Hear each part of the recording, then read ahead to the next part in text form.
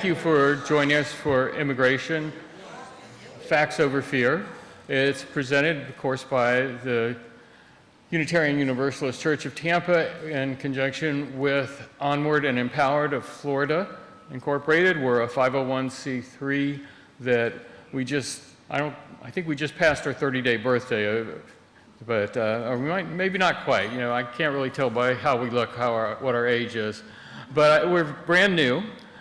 We are an organization that is dedicated to educating the public on issues of public affairs by providing unbiased and factual information to promote informed civic engagement.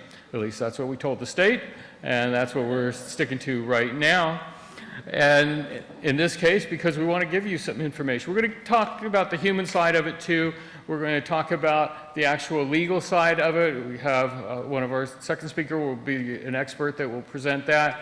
And of course, a lot of you already know Charles McKenzie because you were here just 30 minutes ago and you saw him up here on where I'm standing. But I have to say that that was the video that you saw with the pictures of Dachau. That was from C.J. Zaya speaking at the Tiger Bay Club of Manatee County in May. And when I was putting that little short video together and inserting the pictures of Dachau to match the words that he was saying in his speech, and I thought, oh, it's over the top, but it's a good video. It's over the top. It's out there. And here we are 2 months later, and we have our own concentration camp in Florida, and we're getting ready to open up our second. So I guess CJ was right, and I was behind the curve on that. So what I need to get out of the way first is the thank yous. Thank you, of course, to the Unitarian Universalist Church of Tampa and Reverend Mansfield. I have met him on Zoom, although I have not met him in person yet. First of all equals is Pat Benedict, because she has had to deal with communicating with me over the last, yes, certainly. Now there she is towards the back, and she has helped spearhead this for me and helped me every step of the way along making this happen. And of course also the audio, visual, and content creators team, which just sounds like a very productive and industrious group. I'd like to thank Jerry and Jean and Karen for their help on that. And also a couple people that I'll single out before we get into the bulk of the program. Over in the back, in sort of by my color scheme, sort of a salmon-colored shirt is Kofi Hunt, and he is involved in all the outreach for Onward and Empowered of Florida, and he may be hoping you'll give him some way to contact you and let you know what we're doing around the area. And then, of course, back staring at the video screens on the two laptops there is Greg Burgos, also known as DJ Moyo. If you are out and around town anywhere in Florida, South Florida, Tampa Bay, or on the line, on the air, listening to radio, I think there's something still called radio around, but he's online too, and go up and find out how you can find out more of that. He's a graduate of USF, besides being this entertainment megastar. He's a USF graduate with a degree in social work, and he's a former migrant farm worker himself. So he is very sensitive and informed about all these issues we're going to be talking about. But just before I bring on the first speaker, so what are we really trying to do here? We can look forward to midterm elections. We can look forward to being registering people to vote. We can think about all these things, writing our Congress people and our senators, etc. But what really makes a difference? Well, I would submit to you and suggest to you that politics follow culture. And it's people like you that are out here in the audience that are getting informed and that are helping to change the culture. Some of you may remember when the word counterculture was first made popularized. I did my research find out that it wasn't really used anywhere else before, but you can go back. Gandhi was countercultural. The countercultural movement, the civil rights movement, Reverend Martin Luther King, the anti-war were countercultural. And I'm afraid to say that President Donald Trump is countercultural because he has turned the culture around along with his supporters in a faster way we never imagined. So what I'm asking you today is to be countercultural, to speak out, to show on social media, show these video clips. They'll be up on YouTube, and we'll find a way to get the links to you at that time, and help get a different point of view out. And that's what you can do starting today, starting this afternoon at Publix or wherever you shop. Just be the voice of the counterculture until we retake the culture. All right, I know you want to hear the real speakers in the audience today. So CJ Zaya is going to be our first. He's an advocate attorney and community trailblazer. I've known him, I think we're going on 23 or 24 years. He's a practicing attorney, an advocate for the Hispanic community. He has over 30 years of legal experience. He began his career as a public defender in Florida, and now leads a successful personal injury practice. In fact, that helps a lot of us get to be able to hear these things right now. That's Zaya Law, 1-833-CJ knows. And, you know, if an occasion occurs, check them out. As the founder of Unidos Now, many of you may be familiar with that. It's been a very successful nonprofit. CJ launched a nonprofit organization dedicated to empowering Latino youth through education and civic engagement, and I'm sure he can tell you the numbers of scholarships that have been awarded over the last several years. So he is also, I guess I should say, he's a very, very fast mover. He sponsors a national road racing team of motorcycle riders, top American riders, and his team is, of course, the 1-833-CJ knows team. You probably could have guessed that already. And we'll bring him up right now to get this started. Thank you, CJ.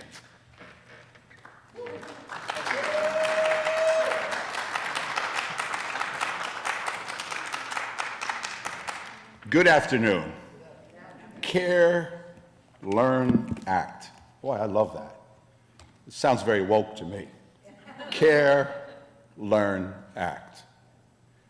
Thank you for being here. This is so important. I'm going to start out by, obviously we're talking about immigration, but I want you to think about this. Tomatoes, cucumbers, oranges, bell peppers, strawberries, apples, grapes, peaches, pears, cherries, potatoes, asparagus, cauliflower, beets, lettuce, garlic, onions, chilies, and nuts, planted and picked by mostly undocumented labor, the farm workers. Slaves in the fields. You're some of the poorest workers in the United States, low pay, few breaks, poor sanitation, exposure to pesticides and chemicals, lack of health care, denied the right to organize.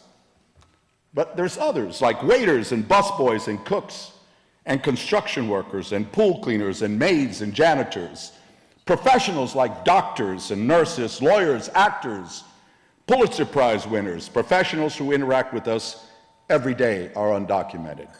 The dreamers, the youngsters that are friends with our children that attend our schools are undocumented. Many of the young men and women who protect, defend, and die in the service of our nation are or were undocumented or have family, including spouses that are undocumented. Lance Corporal Jose Gutierrez. I want you to remember this name, Lance Corporal Jose Gutierrez. He was an orphan from Guatemala. He traveled 3,000 miles by foot, jumping freight trains, hitchhiking. He crossed the border, as some would say, illegally. He lived in 4 foster homes, found the love and peace he desired. He graduated from high school, entered college studying architecture. But in 2002, after that craziness, he put college on hold and enlisted in the Marine Corps. He felt it was his duty to defend his nation and people, the people who had given him hope and an opportunity. I want you to never forget Jose Gutierrez, a United States Marine who crossed our border illegally, who came to our country without papers, undocumented, because he was one of the first soldiers, servicemen, to give his life for our nation, his adopted nation, the country he loved the United States of America. We owe him and so many others more than just our gratitude. The next time a friend or a neighbor demeans the undocumented, remind them of the sacrifice they give for us and in behalf of this great nation. How can you call someone illegal when it's not even a crime? It's not a crime. Let me explain why. It's very simple. If you commit a crime in this nation, you have the right to due process, right? To an attorney, to an Article 3 judge, to a jury trial in front of a jury, right? But thousands upon thousands of undocumented people have been detained, arrested, handcuffed, sometimes beaten, locked up, terrorized by ICE, the new Gestapo thugs with their masks. No right to legal counsel, no right to jury trials. They are not entitled to any rights given criminals. Rapists and murderers have more rights than the immigrant in our nation. Because they are not committing a crime, it's not a crime to be undocumented. Immigration is a civil issue. Let me repeat this. I want you to get this clear. It's not a crime. But yet we call people illegal. How inhumane and unchristian are we as a society? You know, I have carried this folder for years. It's a picture of a child, and I always would say, what crime has this child committed? A child brought here by her parents. Why is she considered an illegal human being? What kind of sick person does that? Does a child have an option to where he or she goes? These are the dreamers. And if you know anything about the dreamers, they're only classified by a certain year. There are thousands upon thousands of children here in this nation brought here by their parents who are considered criminals or illegals, even though by law they're not criminal. I want you to think about this.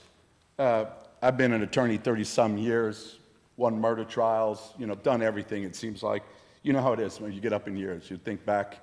But this pen, if matter of fact, I see a pen here.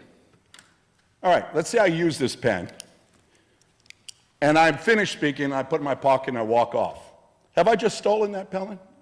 No, because I didn't have the intent to take it. In the court of law, they have to prove I had the intent to deprive that person of their property.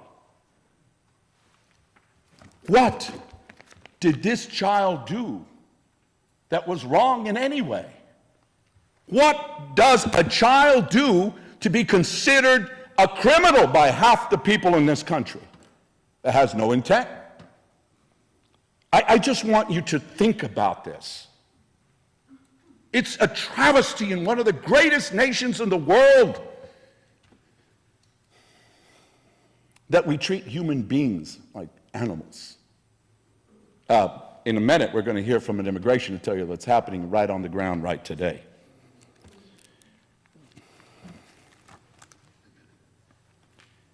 I think it's important to understand the different types of laws that exist. We have divine law, public or positive law. We have human law. And so I keep hearing, oh, but we're a nation of laws. You hear this, right, all the time. We got to follow the law. But public law or positive law is the legislature passing a law signed by the executive branch, the president or the governor. But human law is what controls everything. Human law was the basis, if you will, even for this country. Natural law is derived from human nature. All humans are governed by basic innate laws. Laws of nature rather than the legislature or judicial action. Natural law has always been used as the framework for criticizing or reforming public law. Imagine in Nazi Germany, the laws were you could do this or that to Jews, right? Was that a moral law? No. So, positive law often is trumped by the human side. It's important that we understand that. That's how we got rid of slavery and Jim Crow and all these laws that existed in our nation that were immoral. And so with immigration, we need to stand up for immigration reform that does not breach natural law. Let me give you a little bit more examples. Let's talk about asylum. People were lining up during the Biden administration at the border, and they're saying, they're sneaking in. No, they're saying, I'm here, political asylum. Now, why are they doing that? They're doing that because under the current laws in the United States, it doesn't matter how you come into this nation. Okay? It doesn't matter if you come in fraudulently or you come in on a visa and overstay your visa. Whatever form, if you, within the first year of your arrival, claim political asylum, you now here have status.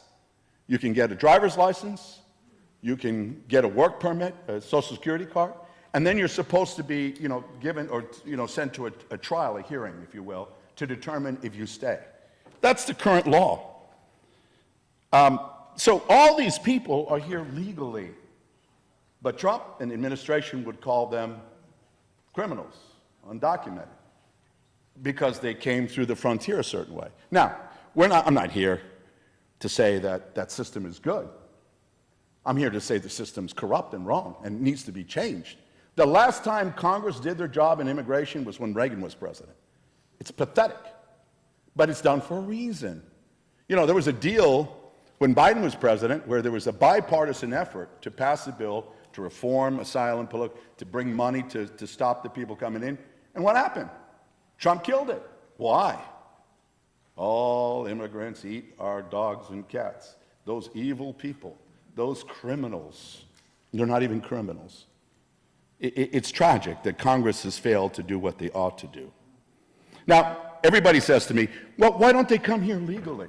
Let me tell you, my wife is Colombiana, and it's been a living hell to get status, and I've done immigration work. It's crazy. I want to give you a few examples. Sibling petitions take 16 years. A few countries, even longer. Say your sibling dies right before the time it lapses, before your petition becomes current. The petition dies with the sibling. Say if you're petitioning for children under the age of 21 and there's no mandatory waiting period, you have 2 years of processing time. But the moment the child turns 21, it jumps from no waiting time to a minimum of 8 years. If you're married, it jumps 5 more years for a minimum of 13 years. Since Trump has been elected, it's even worse. They change forms daily. And they won't tell you they changed it. And when you've submitted it, it comes back rejected. You have to start all over again. And sometimes the clock is ticking. There were people here on parole, the Nicaraguans, the Honduranians, the Venezuelans, here legitimately.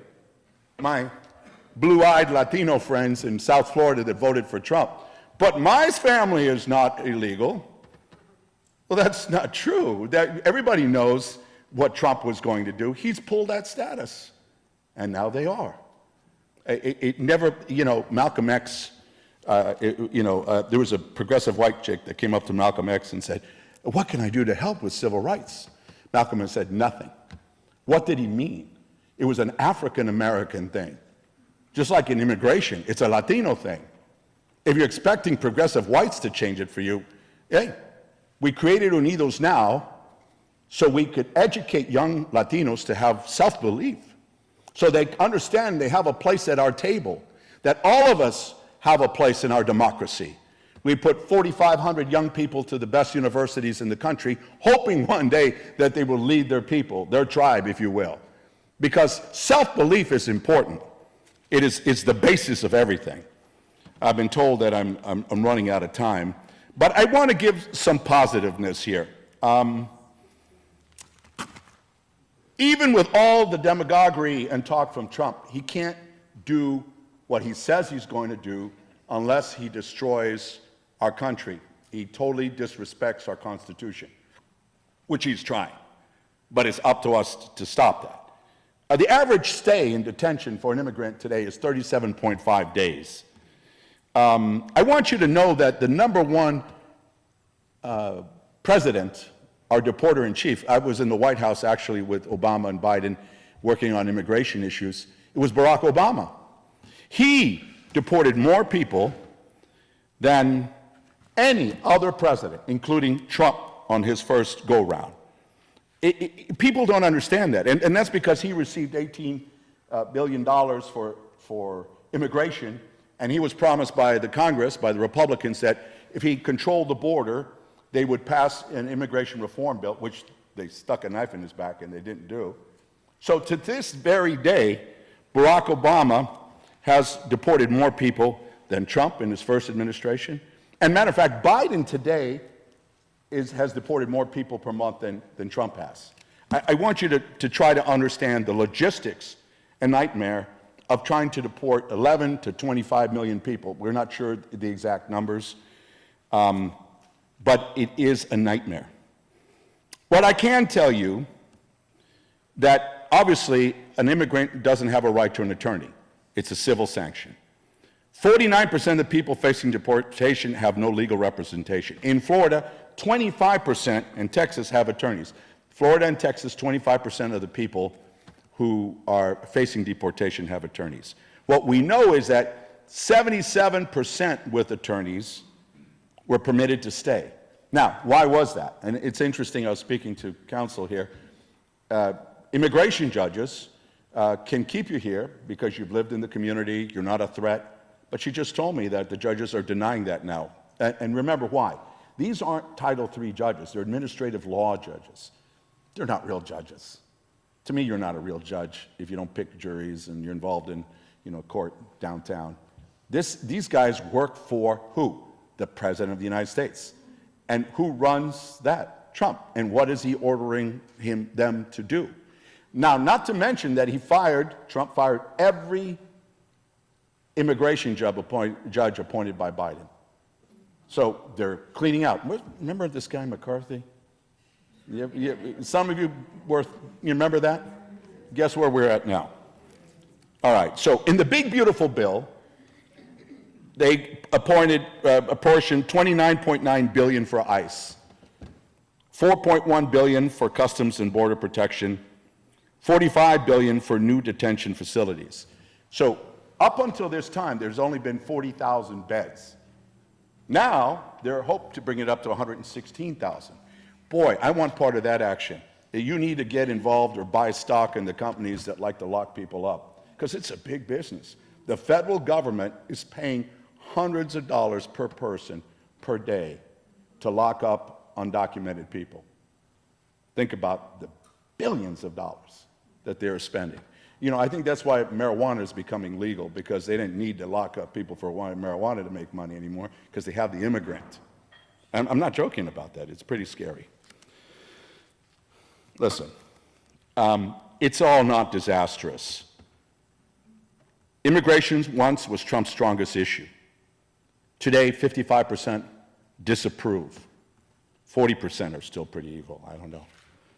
Folks that view immigration as a good thing has risen from 64% to 79%. So people understand the value of an immigrant. Now, we need, when we're pro-immigration, we're not open the border pro.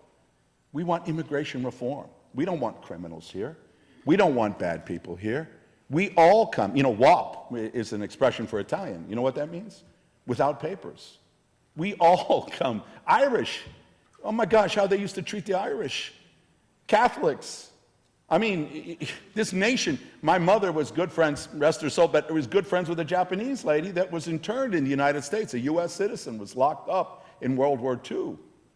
I mean, I can tell you of a Jewish lady in 1948 driving from Miami Beach up north, couldn't find a hotel. I said, why couldn't you find a hotel? All the signs said no Jews or dogs, right? A Colombian man, 1968, went to the bathroom in Miami Beach, white bathroom, got kicked out, went to the black bathroom, got kicked out. I guess he was brown. He didn't belong in any of them. Imagine.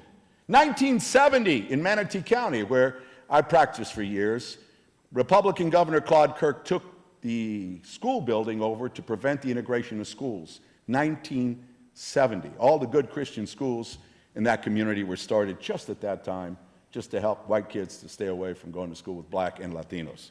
Think about that. That's within our lifetime. I mean, it's my lifetime. And not a whole lot has changed, I hate to say. Not a whole lot has changed. You know, I could go on and on different topics. Our system is broken. And it comes to this concept of wokeness. I mentioned wokeness. The governor, the president, when they are against woke, because it politically means that you're informed and educated and conscious of social justice and racial inequality. They don't want us to be educated. They don't want us to know that it's not a crime to be here without documents. That way we can say they're all criminals and step on them. We need to be woke. We need to care. We need to educate ourselves, and then we need to do something. I'm going to leave you with this. I mentioned, and you've seen in some of the videos, Dachau, when I was there, and I remember, and I kept thinking, what would I do if I was a German living just down the block from Dachau? And my life was great, but I knew what was happening, because they didn't know. Oh, I didn't know. Well, come on. They knew. How many people, and there's always some that will, but how many people would sacrifice all they have to help others? I would like to think I'm one of those people. I sometimes wonder. I had a case where this lady was in a big accident and the vehicle burst into flames, her and her fiance, and everybody took out their phones and started recording it. One man ran into the flames, unbuckled her, pulled her out, skin coming off of her, risked his life to save hers. Her better half died. Everybody else filming it. Are we strong enough to care, to move to action? Are we just indifferent? Desmond Tutu said, if you are neutral in situations of justice, then you have chosen the side of the oppressor. Ian Kershaw, you've heard of him, a Jewish historian, said the road to Auschwitz was built by hate but paved with indifference. I believe in the darkest night we can find some light. In the darkest hour we can find some power. The power within us to change and improve our community, our nation, and our world. I believe you're here because you, like me, don't believe that what's going on is just and fair and right. And many of you may have served in the military. Many of you may have been doctors and helped in our community and teachers. And we just want to leave a better place for our children, our grandchildren. We want this country to be better than what it was. And now, I wonder how many of us are going to really educate ourselves. How many of us are going to act? We may care, but without the act, we have nothing. That's what democracy requires. Educated, caring people who act. Thank you very much for your time.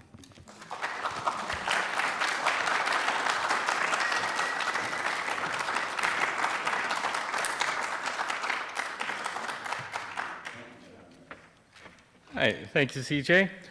And just quickly, I want to point out that we are going to try and have a Q&A at the end of the speakers. If you have a question that you want to ask, we'll do our best to get an answer for it. Our next guest is attorney Miluska Zoala Moore. She practices immigration law. She's been involved with that and financial and legal advice for over 17 years. She is also an advocate, and she is based in Sarasota, Florida.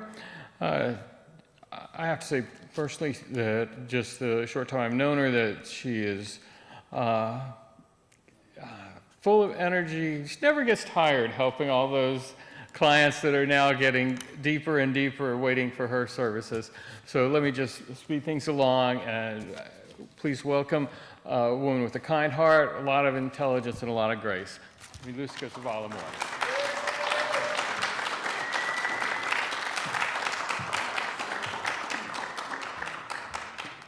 Thank you, everybody. I'm very pleased to be here. It is very amazing to see how many people can show interest for such a sensitive subject. And like CJ said at the beginning, the most important thing is really to stay informed, especially nowadays with so many information. We get overloaded of things that are not really real. The culture of panic, it's bigger than ever. Everybody has access to a screen, to a device, and they think they can say anything that is on their minds. And I appreciate really how people that want to be educated, people that want to be informed like you, people that really want to make a difference nowadays in something that might not really affect you directly. So being involved means even more when you just want to be here because it matters to you. I'm not going to be as in the subject of immigration and how this has evolved into a subject that it's so sensitive and so terrible nowadays, like CJ was saying. I want to mainly talk about the laws, the things that are new, without boring you, of course, and things that people really don't know or they take it out of context. In the last few years, we had seen a major shift in what is called the INA, the Immigration National Act.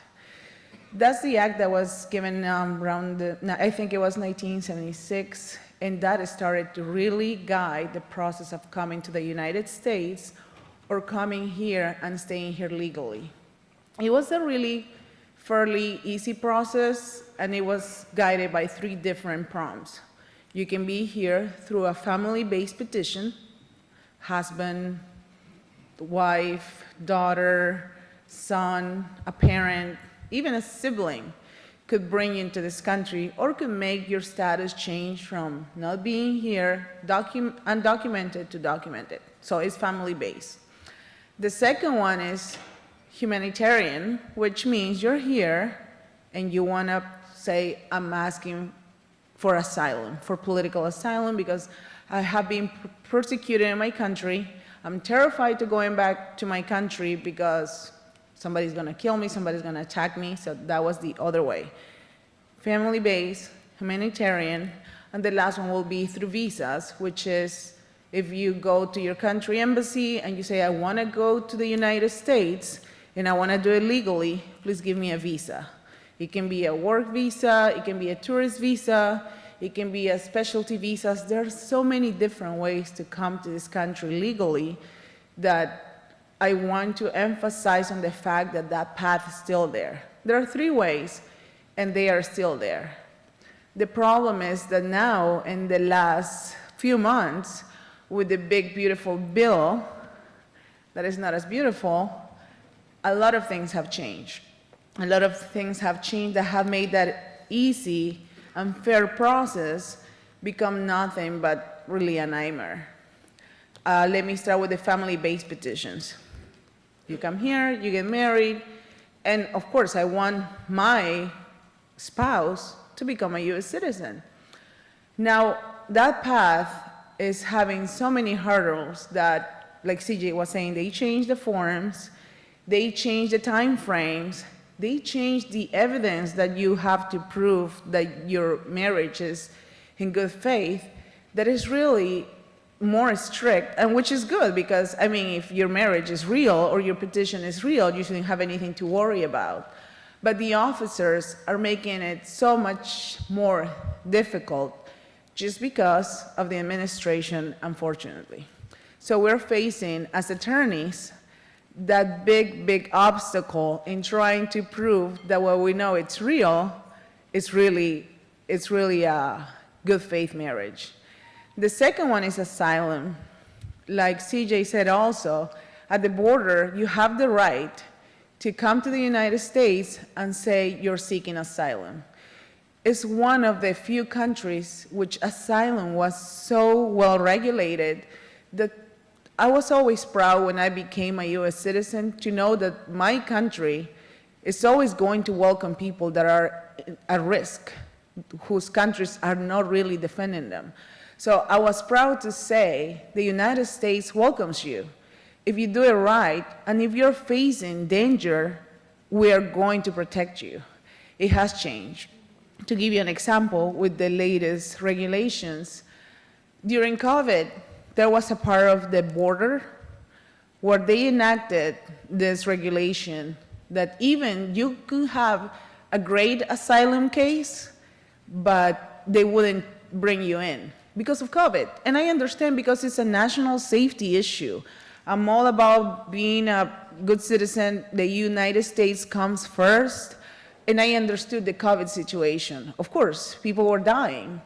But now this administration has enacted the fact that the officers can argue that there's still a risk, although COVID is, thank goodness, in the past, that they can still deny asylum right there, using the same argument, the same legislation, Title 42, and they can say, no, you can be seeking asylum, we're not gonna grant it to you.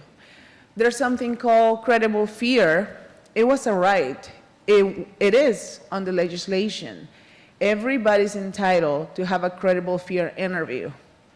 Now the officers receive a directive from high above the administration, and they don't have to give you that interview. So that's tying our hands as attorneys, as advocates. I have a partner, and she travels. She goes all the way to the border. She has tried to make people cross, not because she wants people to come here illegally, but she still understands that somebody has to do it. Somebody has to help them get there if they're facing a real risk. And that is a challenge because the due process is not being followed anymore.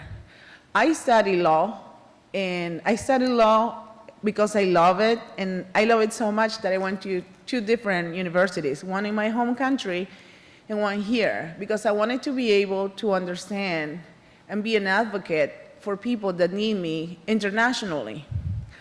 And now that I'm here and I see what's happening with the laws of this great country, it is frustrating. I was telling CJ, I've been having this headache for a week now, and it's because the officers and the judges, they literally have said to me in a hearing, my hands are tied, because I also understand they have families. It is their job. But the promise of being a country where there's a law that needs to be followed and that I'm proud of is becoming something so far away from what I went to school for that is bringing me here to let you know that the changes in the legislation are going from good to bad to worse to now. I'm even a little bit ashamed that a judge is telling me this person has been here detained illegally, because when you are detained somewhere and you're nowhere in the system, they cannot find you. You cannot see an attorney. You don't even have anything about like a bracelet. They don't know who you are. You're lost in the system. And they are telling me, I'm sorry, they are being apologetic because I know that judges do care, but they do also have to follow directives. So the changes in the legislation now are telling judges, you have to do what we say. It doesn't matter what the Constitution says, because you cannot detain somebody with Article 4 of the Constitution. You have to have a warrant, you have to have a reasonable suspicious, or you have to have a major national security reason. Somebody that is being detained for not wearing a seatbelt, and then they confuse them with somebody else, and he is in Alligator Alcatraz for a month without the right to a bond or a hearing, because nobody can find him. It's something that I never thought would be possible in this country. But the changes in the legislation where they're giving them power to the judges, to the officers, and unfortunately to people that are hiring, that they don't have any kind of training. They don't have any kind of education about the immigration system. But the system is desperate. And those changes in immigration law had led to the fact that anybody's an officer now. Anybody is an immigration representative. I was recently at the immigration USCIS asylum in Tampa, and everybody was new. And I talked to somebody that was there at the front desk, and they said they cannot take it. It's just too much to be able to sit in front of somebody who has an amazing asylum case, who has proof and evidence that they have been persecuted, and if they go back to their country, they will die. But we have a piece of paper, a new law that says you are hereby determined and you need to deny every asylum case and refer them to court. They literally have to. So as an attorney, I'm facing the fact of telling people literally, don't pay me, don't waste your money. I mean, other attorneys might, but I do have a conscience, and you are going to be denied. Try to prepare a case, hire a litigation attorney, which I am as well, but it's pointless for me to go somewhere where the law is not being followed anymore. So those changes in legislation are not only affecting the people that are here without documents, because like CJ was saying, the term illegal is really not something that we want to use in this context, but they don't have a status. And you have to tell them you're going to be denied, and everybody's going to go to court. And when we're in court, the new legislation change comes in place. Everybody going to court might be detained. It can be a 13-year-old trying to seek for a juvenile status. That means that they don't have a parent here, and they don't want to go into the foster system, and they're asking for a temporary status. They're just asking for 5 years where they might look for a job, a sponsor, things might change. They might find some kind of immigration relief. And that used to be a simple process because, let's face it, the United States is part of so many different international agreements. You want to protect the kids. You want to protect somebody that is younger than 16 years old. And they're here not because they wanted to be here, because circumstances took them to be here without a parent, without anybody to care for them. And now those same kids, because they are kids, they're being detained when they are presented in front of court. I have been going to the Orlando Immigration Court so much, thinking about moving, but because I feel like somebody has to be there and defend them. And sometimes I'm successful. Sometimes I have faced the immigration officers face to face. I want to say this without sounding biased, but I can tell they really don't know what they're doing. And I have friends that are on the other side, because after being here for so long, they work for the administration and they see the job openings. You only have to be 18 now to become an immigration officer. You don't have to have anything. You don't have to have a diploma. You don't have to have a bachelor's. They offer a hiring bonus just for joining, because they want more people with the mindset that because they need the money, they're going to be willing to do anything. So I'm facing these immigration officers right at the court where they talk to me and they want to take my clients. Sometimes they do. Sometimes I have clients that have been detained. I'm frustrated. I'm borderline about to have a meltdown, but I have to be still there for them because there's hope. And I have some clients which I'm able to argue right there and allow them to stay here while they fight their case. The sad part is that because of these new changes, my success rate is dropping, you have no idea, and I want to be really honest. You can be the best attorney, but when the law is being made, your hands are tied. And the directives that they keep showing every day, you don't have the right to an interview. Every asylum case has to be denied. If an officer feels the asylum is not proper or is wrong or is not hole punch because we send an asylum case, I had one rejected because I didn't hole punch it. They are doing everything in their power to make this difficult. I had cases being rejected because we were missing a page number, and they know they're playing with the system.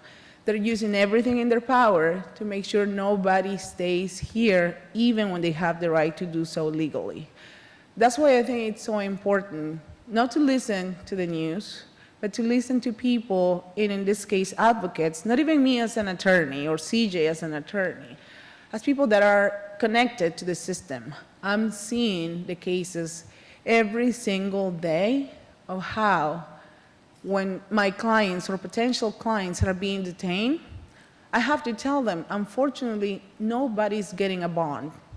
I never thought those words will even come out of my mouth because I did also criminal law, and I know if you're not a risk to the community, if your crime is not a moral turpitude crime, you're not a danger to your close ones, and you're not a flying risk, you're able to get out of jail, pay your bond, and file your case from outside.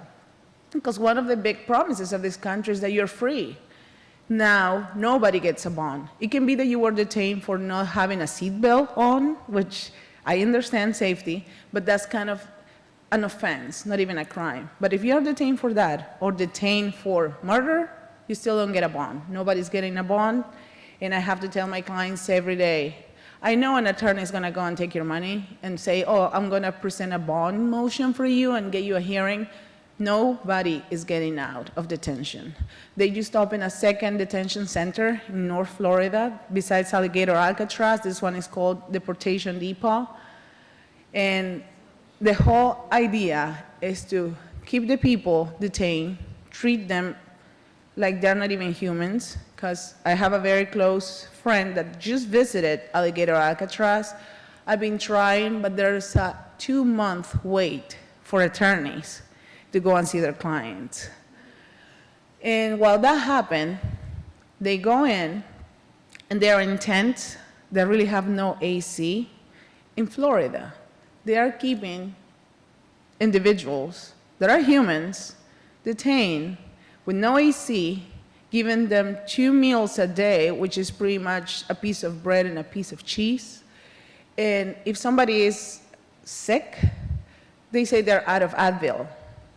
And the people that are there are 18 to 20. They're kids that they were offered $40 per hour to be guards at this detention center. The saddest part also is that the majority of them are Hispanics, but they need the job. So looking at that and seeing that I'm witnessing this in 2025 makes me more eager to do presentations like this. Because somebody that is in the system needs to come and tell the truth, needs to come and say, yes, we're an amazing country. I will forever be grateful. But right now, the numbers cannot make us say the same thing. If you look at the slides, and you want to talk about immigration population and the reality, we're going to see we have citizens, we have lawful permanent residents, long-term non-immigrants, and unauthorized immigrants.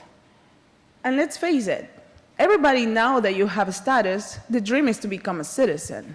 So it's not that those people are here and they want to live off the government. The path, the dream, is to become a citizen. I'm not saying don't punish the criminals, yes, please do, but also give them the chance to fight for their status. The numbers really don't lie. And people, when they're here, who doesn't want to be a US citizen? But they're not being allowed to fight for their case. That's why, again, it's so important to talk about the reality and how the legislation is not matching to what really was the promise of the United States. And I want to end it like this because I know that you heard CJ for a long time, and I know that we have another amazing speaker, but the bottom line is that the legislation is not allowing us to do what attorneys are supposed to do, which is fight for our clients, fight for justice, and fight for fairness. And thank you.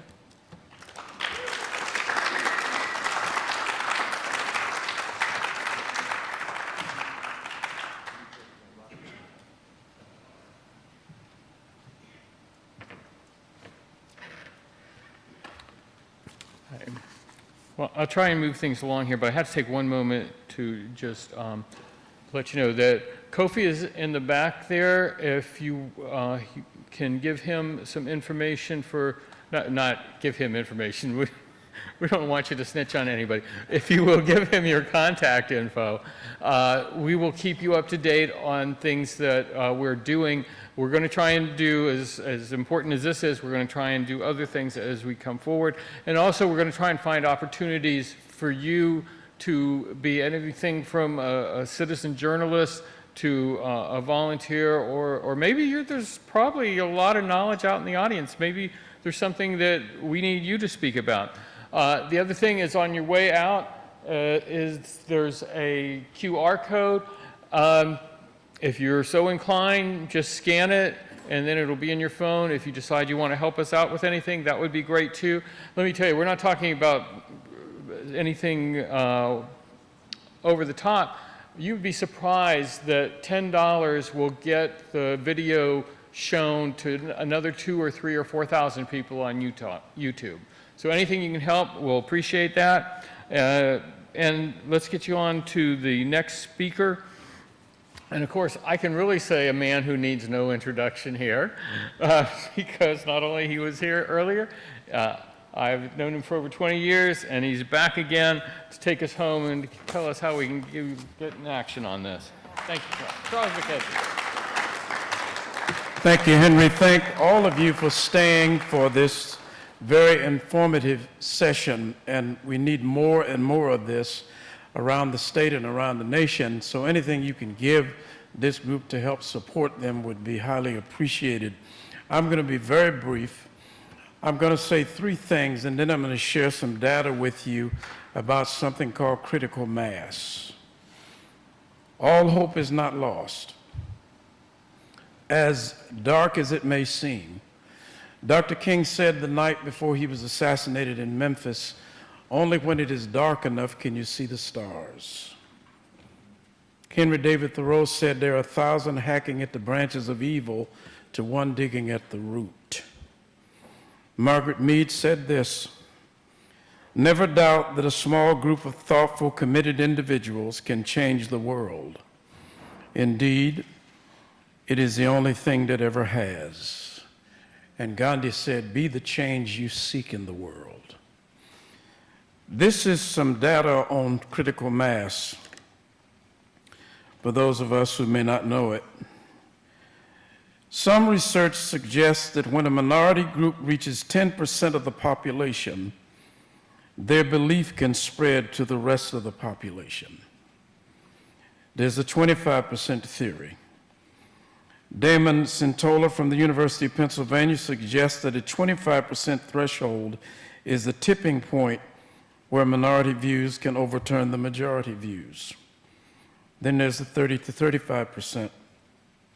Some theories suggest that a critical mass of 30 to 35% is needed for women in leadership or legislative roles to significantly impact policy and culture change. So you see here that the least effective way for change is through legislation. It takes more of that than anything. But a small group that expands, is committed, and determined according to research-based information can make the country come to a place of a tipping point, and it begins to spread with a domino effect. I believe Jesus, I'll mention him because most of us are familiar with him, he understood critical mass because it is stated he took 12 disciples and turned the world upside down. He spread that message, and now we have more than 1 billion Christians in the world. So critical mass works. And then the 3.5%, this may come as surprising to many of you.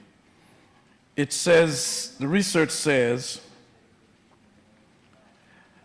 a sturdy group of people who believe in nonviolent social change, once they reach 3.5% of the population, it spreads to all of the rest of them.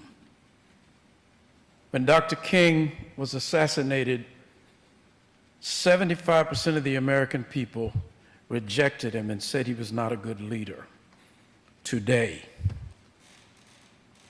90% say he was a great leader and made a positive impact on our society. We must be informed, as this very articulate attorney has told us, and the enormously powerful presentation that C.J. Zaya gave us helps to give us a call to action. But in the end, we cannot be crippled by the thought that we can't make a difference. 3.5%. I would never have thought that nonviolence resistance, once you get less than 4% of the population, can change an entire society. Oh no. We have the capacity to change it, and it's by the people. We the people. The legislature can participate and help, but we are the ones who will change this narrative. And so there's a call to action for each of us to put our energetic into the universe and to put our feet to the ground, because we can ensure that no matter what's happening in our country right now, this too shall pass.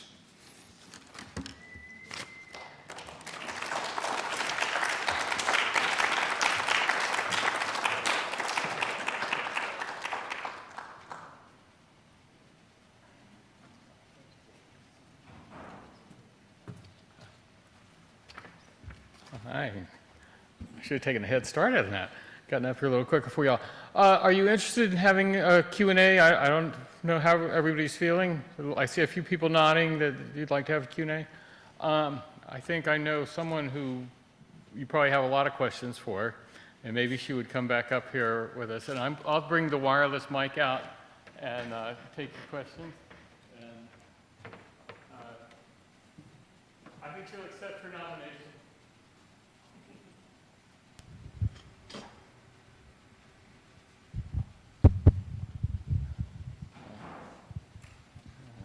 You can come up to the podium and I'll.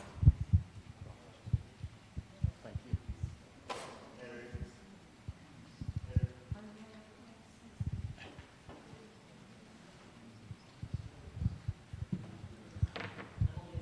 All right, maybe first name and then ask your question. Sure. My name is Monica, and I also want to say thank you for being here. I really am moved and touched by your message. I'm just wondering, you know, I'm a former educator, but I haven't felt like Florida is a good place for me to be a teacher. How could a person like me be of use for this movement for kids?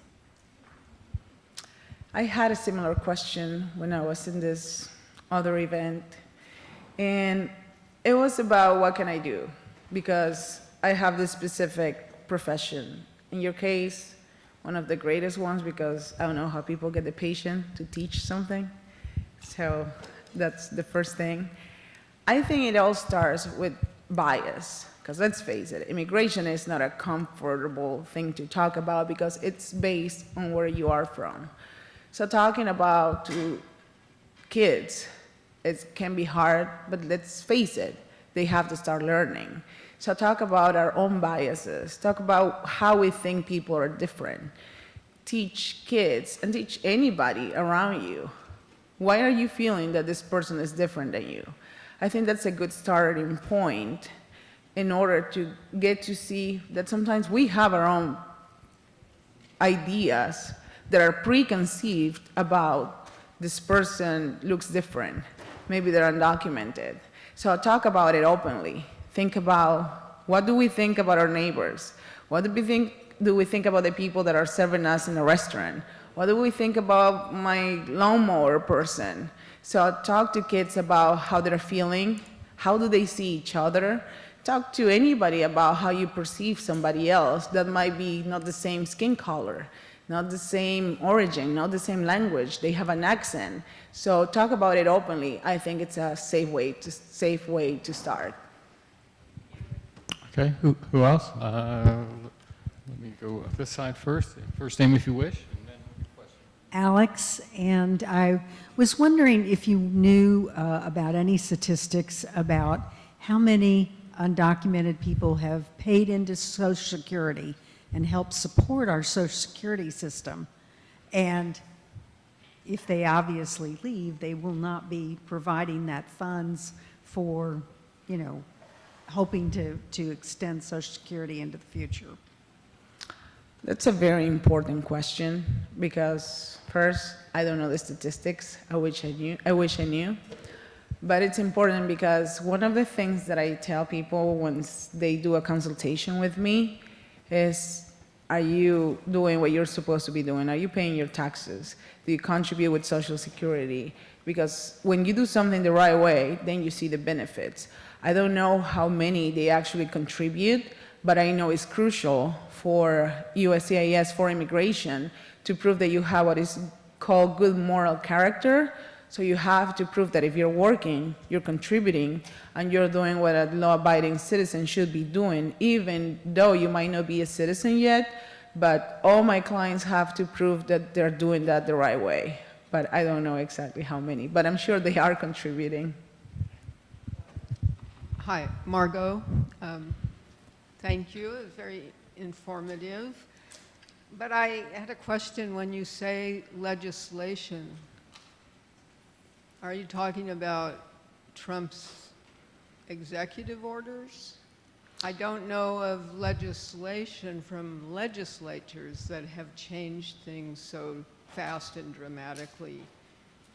But maybe here in Florida it did. I'm from California, so I don't know. Yeah, when I say legislation, I'm talking about the different types of laws that are affecting immigration.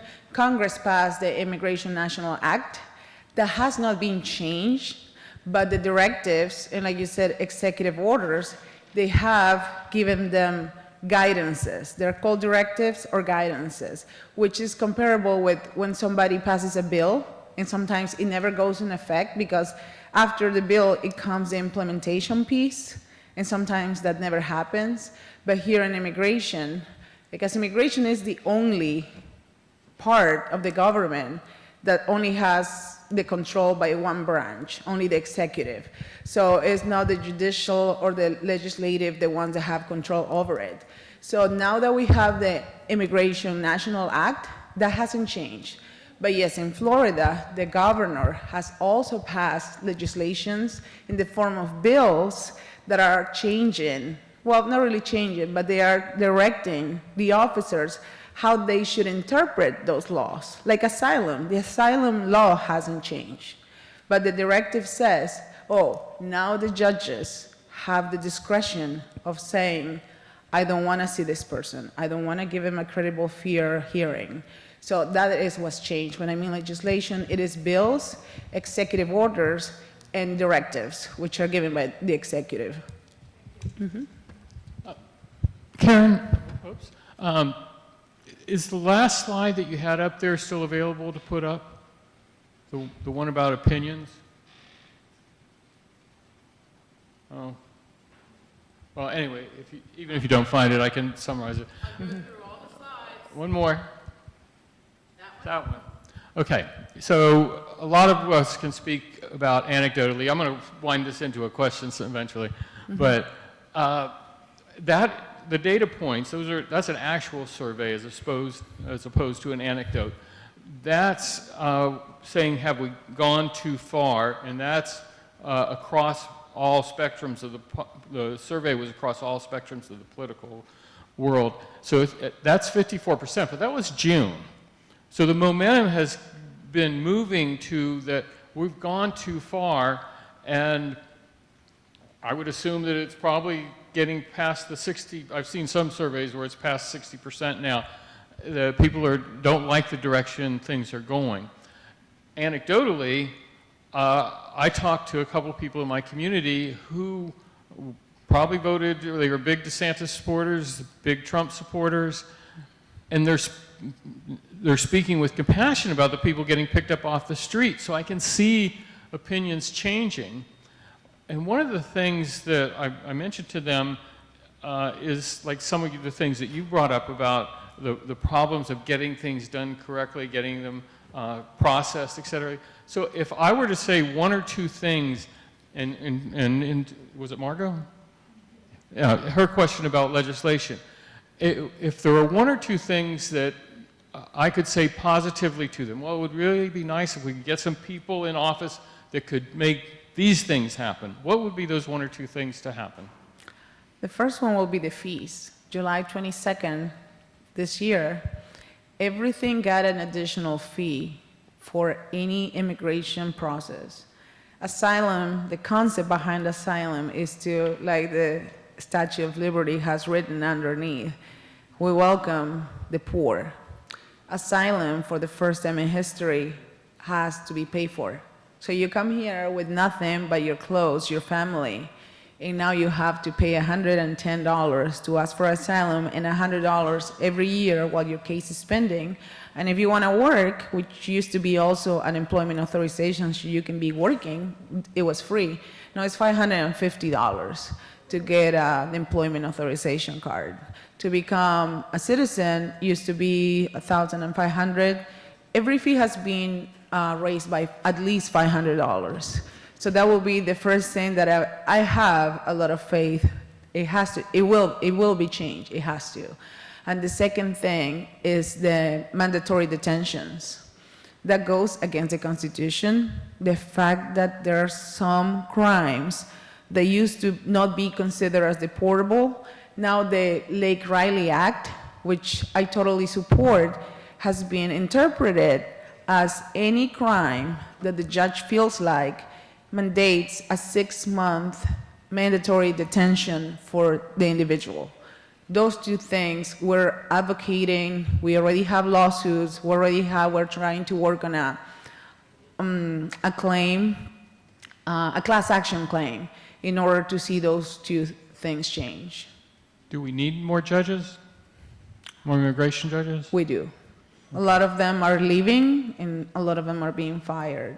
A lot of them now, we have Puerto Rican judges that do everything online, which I also support, but that talks about the lack of judges that can really hear your case in a court of law the way we always think it should be. It's one thing to trust in technology, but you cannot tell your story to a screen. That's my personal opinion. By the way, I'm going to just get right to you, but we're talking about how money gets involved in all of this.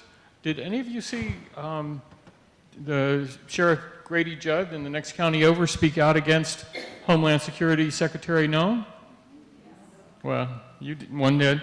Well, this comes into being a citizen journalist. You can appeal to people at the things they're most likely to want to hear. So you probably have friends on the far side of the spectrum, on the MAGA side, that, oh, Grady Judd, he's great. Well, that's their opinion. And he came out, and actually I think our sheriff down in Manatee County, quite a few sheriffs in the state are, there's a $50,000 sign-on bonus for the ICE agents. And they're saying, and they're trolling the people that are helping them in the local sheriff's department. So the ones that get experience, they help out, and then they get tried to pulled away with a $50,000.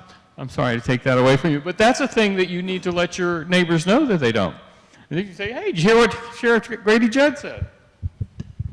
Is there a fund that ordinary people can contribute to help defray those expenses for an...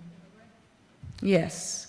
A lot of clients that I have, they go by their local churches, and a lot of places, even if it's not really a church or a house of worship, they can connect you with legal aid offices where they raise the fee for us to take care of a case.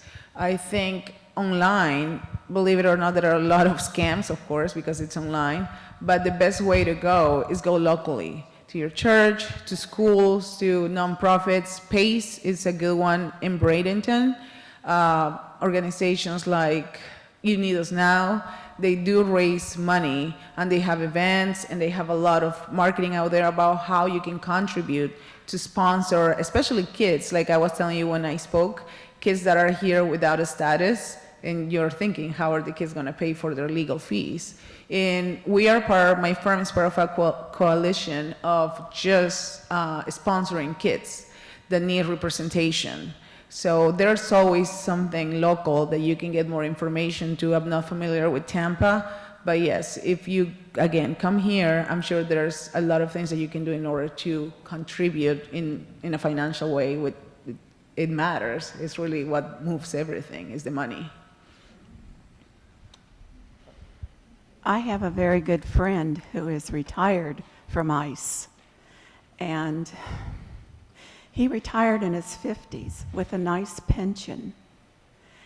And so we can think about some people who work for ICE are staying there because they need the pension.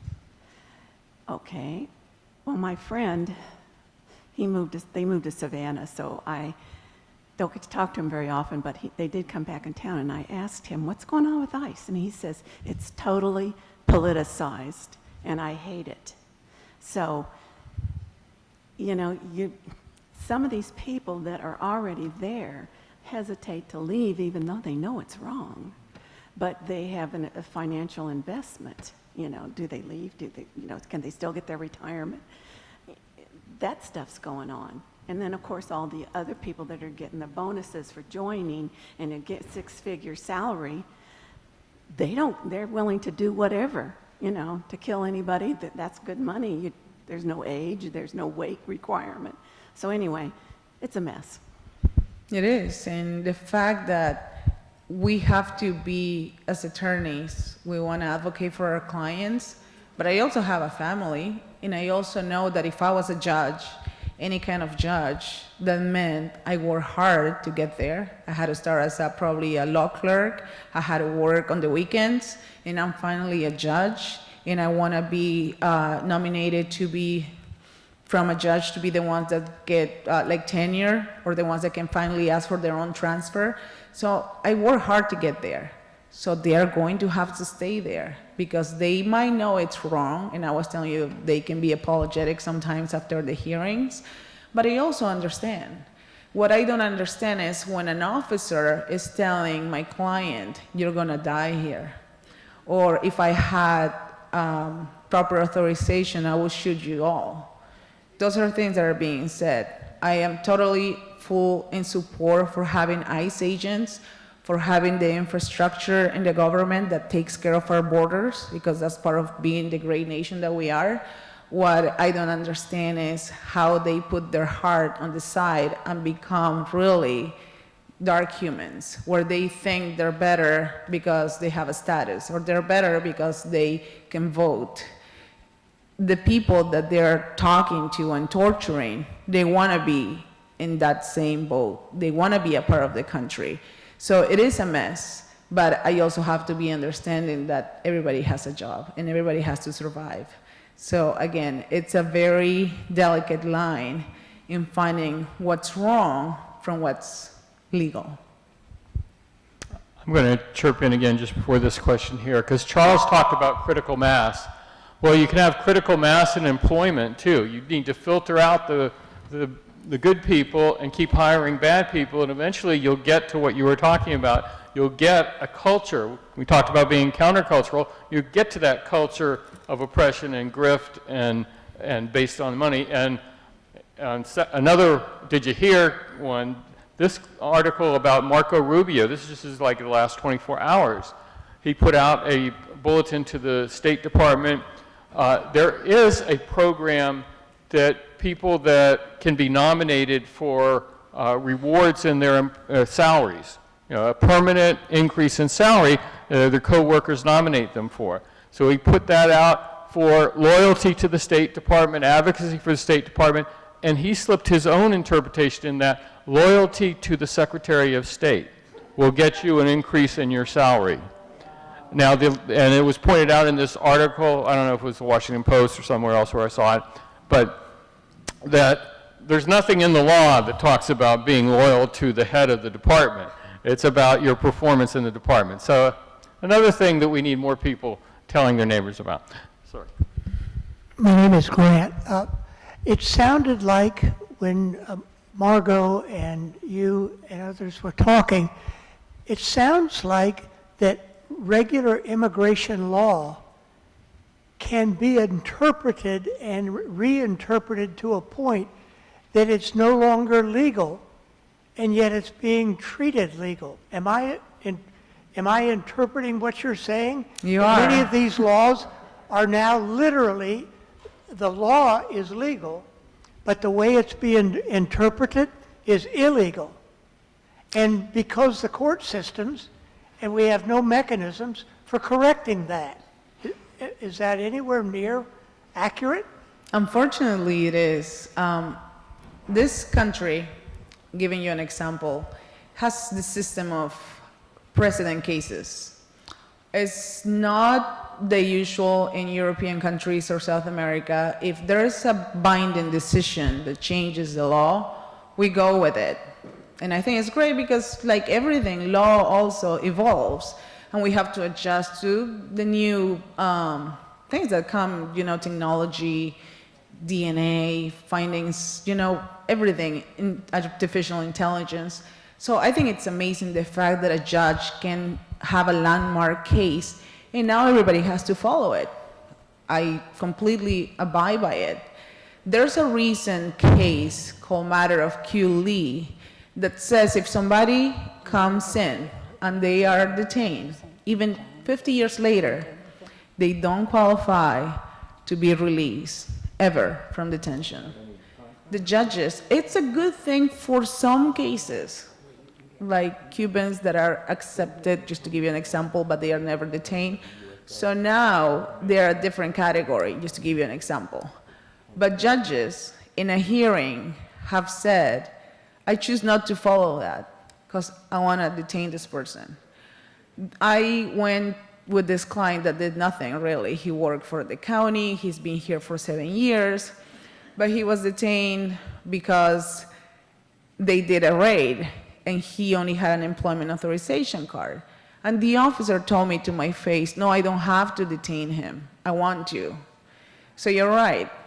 It's not being followed. What the Constitution says about searches and seizures, unfortunately, they don't have to have a warrant when it comes to immigration. So you're interpreting right. They can interpret as they want. The judge had said to me, I said in my last event, I'm just a tiny judge in this big administration and my hands are tied. So the law is there. The precedent cases are there. They're really choosing not to follow them.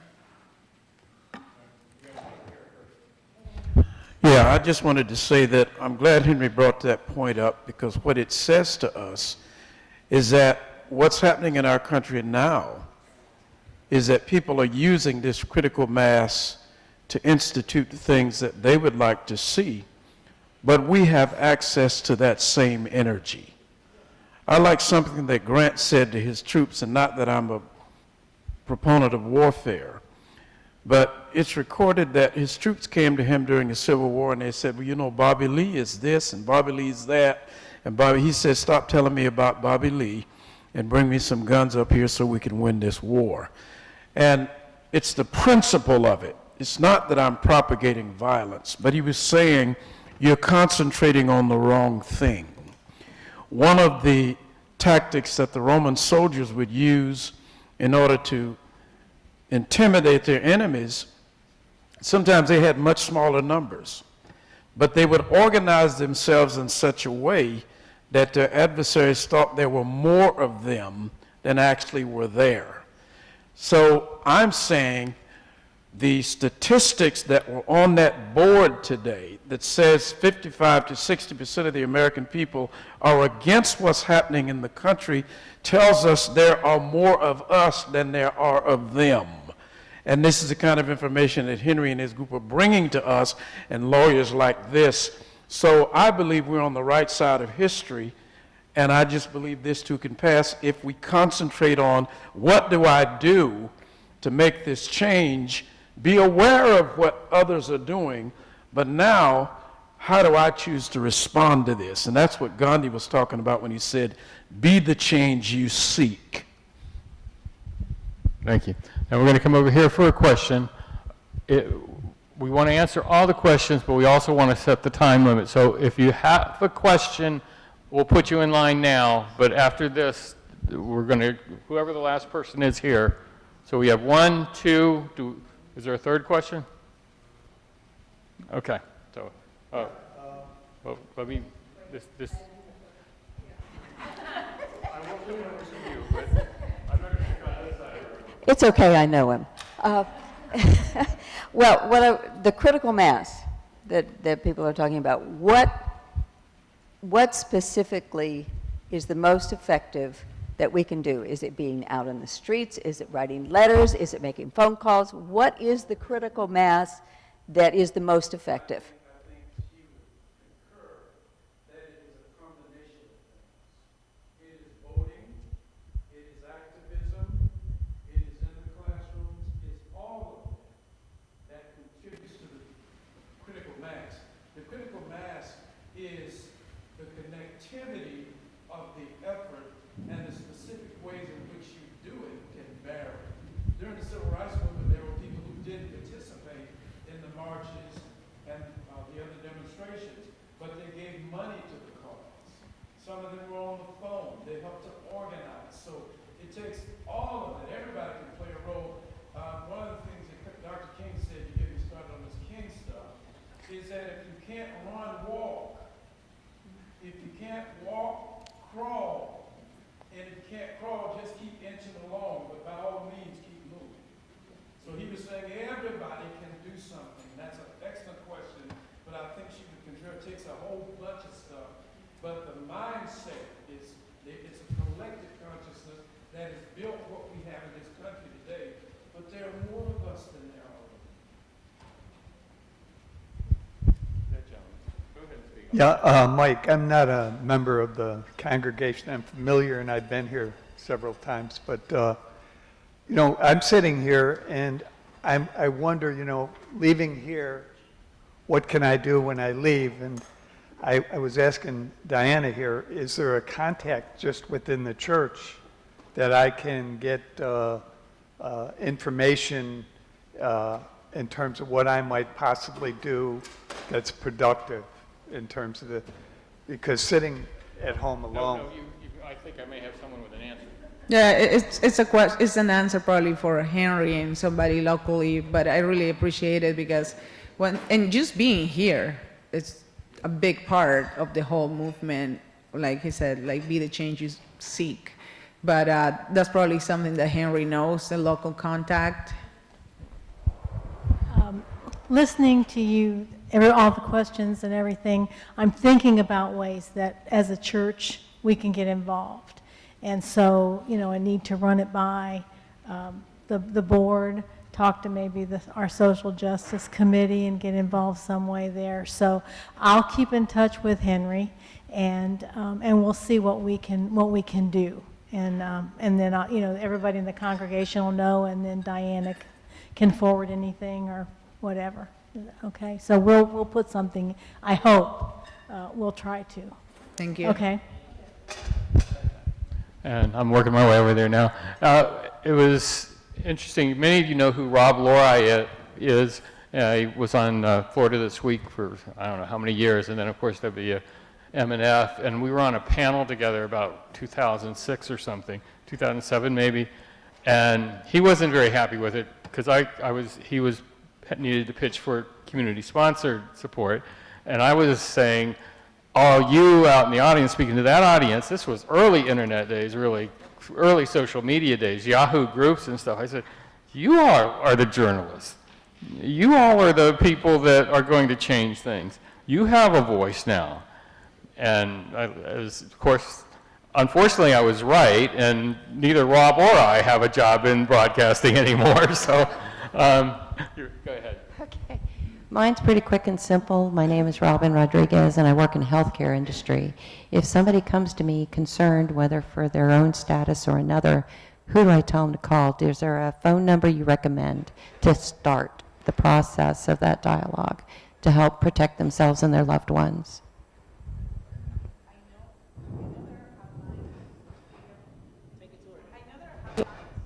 But because of a conflict of interest, but their hotline.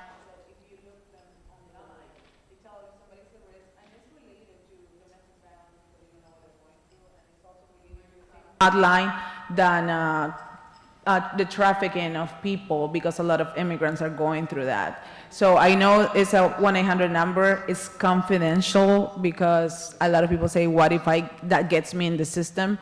But that has proven to be very helpful for clients that have been going through workers' compensation problems. They get injured and they are afraid to call somebody, people that are being victims of domestic violence, people that they just don't want to seek help because of their immigration status. So those 1-800 numbers, they have proven to be helpful.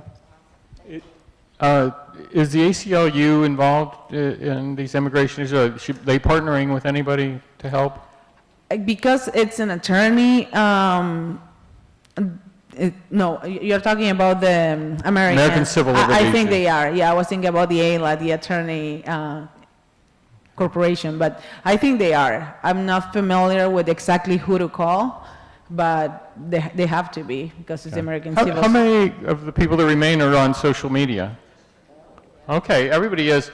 I was surprised when I was trying to put this flyer out to the different groups. I mean, there's an indivisible group for every county, and the big counties, multiple parts of the counties, for the state. There's all kinds of organizations, and I just put stuff out and joined them. It's a little process. You want to join, and then they approve you, and then you want to post, and then they approve that. And, you know, even if I only see like 3 or 4 people give me the little thumbs up or maybe a heart, it's incremental. You put it out there. You don't have to put it on your personal page. There's lots of other places you can voice your opinion.